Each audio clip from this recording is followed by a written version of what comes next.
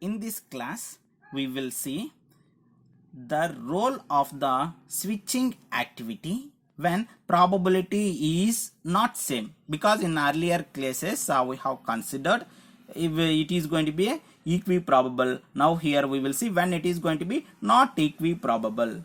So here it is going to be independent with each other.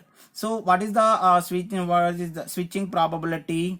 Switching activity is nothing but, okay, so it is P01. So that is nothing but P0 and P1. So now here it is going to be independent with each other. So the probability of circuit remains at 0 is going to be PA into PB. Now I want P1, that is probability of circuit remains at 1. So here P1 is equal to 1 minus P0. So now I want here P0 is nothing but PA PB. So 1 minus PA PB. Totally the combination of the switching activity is this. Now we will see how the mutually dependent inputs is going to means when the inputs are going to be dependent with each other, how the switching activity will play the role. Here I have considered two circuits. In this circuit, X1, X2 are connected to the one NOR gate and X3, X4 are connected to the another NOR gate. So X1, X2, X3, X4 are independent with each other. So here the switching activity for this is 3 by 6. Here the switching activity of these two is 3 by 6.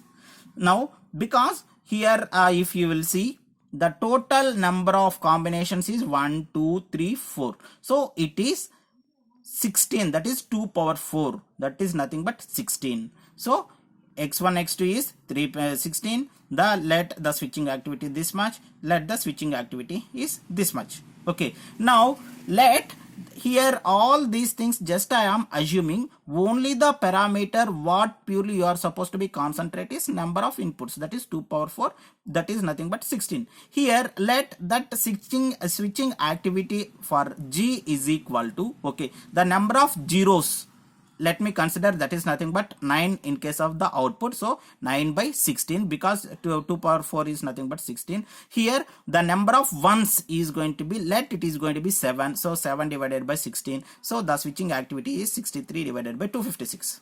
Now in this case what I am going to do is, okay, let me short this x2 and x3.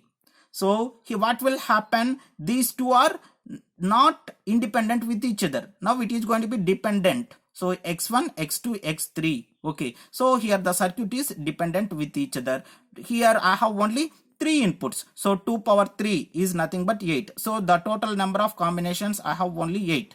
Okay. So let the switching activity here it is nothing but 3 by 8. Again you just let the number of that is the switching activity is 3 by 8. So 3 by 8. Now here let the switching activity, because total I have 8 combinations out of 5 zeros and 3 ones. So for P0 it is nothing but 5 by 8. For P1 it is nothing but 3 by 8. So here these things and just almost all the cases we have been assumed the only the parameter what we have to concentrate is 2 power 3, that is the nothing but input. So here the switching activity is nothing but 15 divided by 64.